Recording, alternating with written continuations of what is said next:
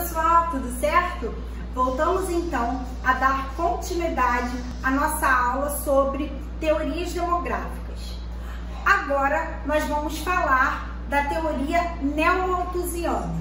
Se é neomalthusiana, significa que ela vai fazer uma releitura daquela teoria que nós tratamos na última aula, defendida por Malthus, de que a população cresceria em progressão geométrica, enquanto a produção de alimentos cresceria em progressão aritmética e, consequentemente, isso geraria uma grande fome no mundo pela incapacidade produtiva da agricultura, tá certo?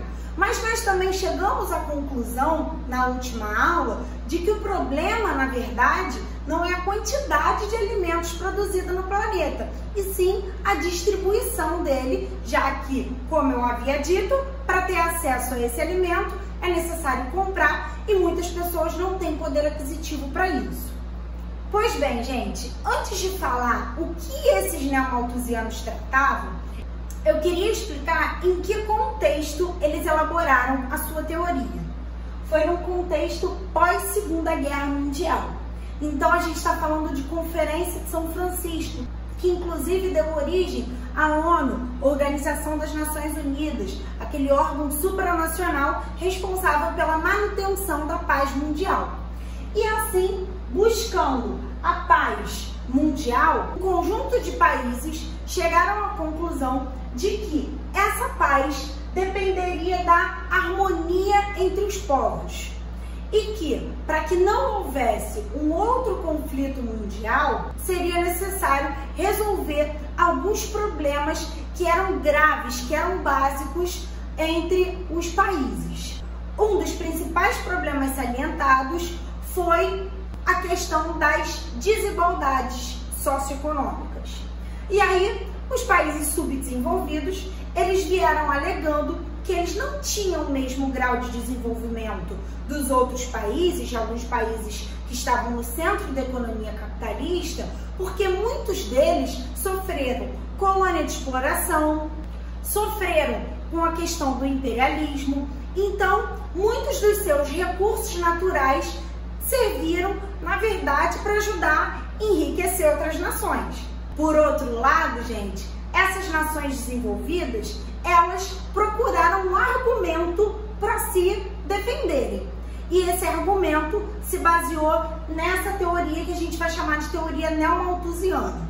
Como é que ele vai se desenhar, pessoal? Ele vai se desenhar a partir do momento que essas nações vão tentar explicar o subdesenvolvimento por conta do tamanho da população jovem.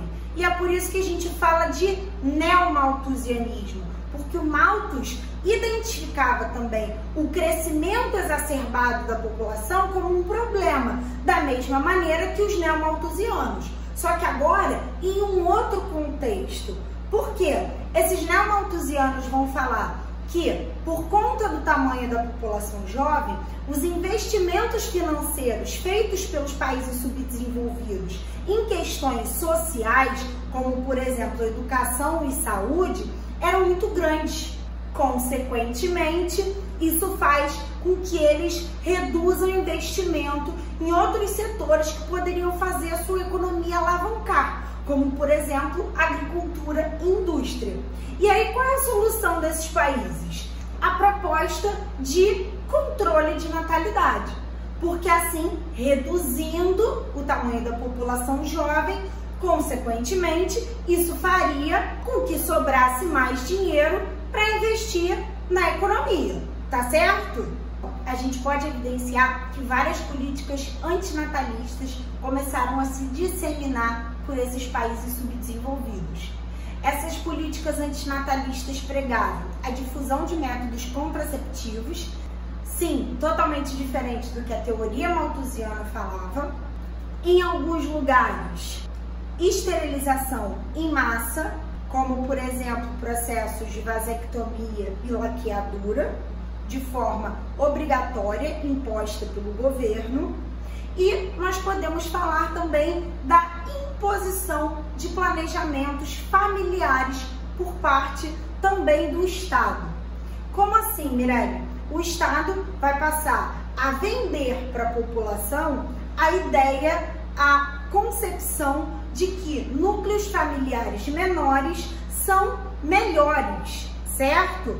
E essa decisão de quantos filhos a família vai ter é como se ela deixasse de fazer parte, de depender do núcleo familiar para depender do agente estatal.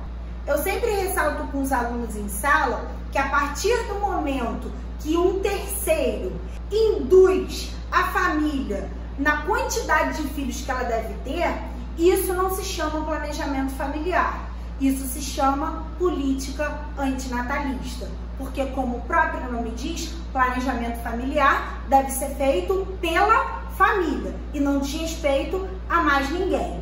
Assim, pessoal, vocês vão encontrar muito em vestibular uma frase que ela é chave quando a gente fala de teoria neomalthusiana, que é a seguinte: o tamanho da população jovem é a causa da pobreza e do subdesenvolvimento. Vocês precisam saber isso, porque na próxima teoria que eu for explicar para vocês, que é a teoria reformista, a gente vai rever essa frase e vai inclusive criticá-la. Mirelle, você pode me dar um exemplo de uma política de controle de natalidade que tem ocorrido no mundo?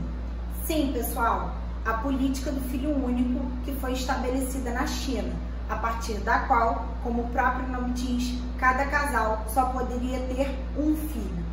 Isso gerou um problema muito grave dentro do país, em vários aspectos, tanto sociais quanto econômicos. Tanto que hoje em dia essa política já foi revista há alguns anos atrás e agora cada casal pode ter 2 filhos.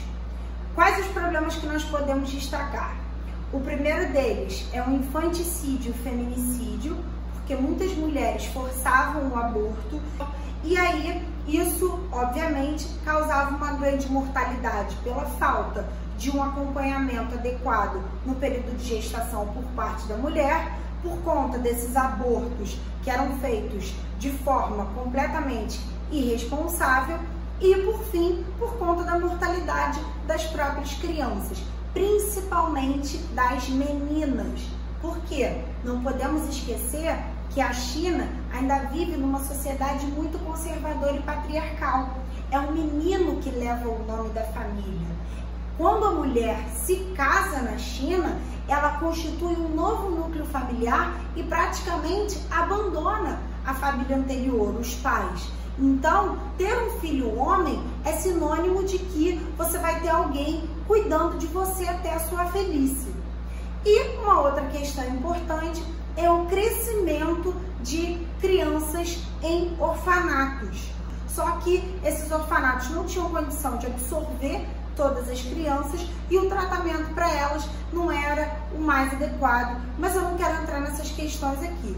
E para finalizar, uma questão importante que gerou uma defasagem na economia chinesa é que a gente sabe que a China é uma das economias que mais cresce no mundo atualmente e por conta dessa política de controle de natalidade, a população jovem diminuiu muito, o que gerou, por desdobramento, uma redução da população economicamente ativa e assim observa-se que a China atualmente tem uma população envelhecida no momento que ela mais precisa de mão de obra para fazer a economia crescer. Tá certo, gente? Então, já vimos que essa teoria neomalthusiana, ela também é furada. Na próxima aula, vocês vão entender por quê. Um beijo e se cuidem!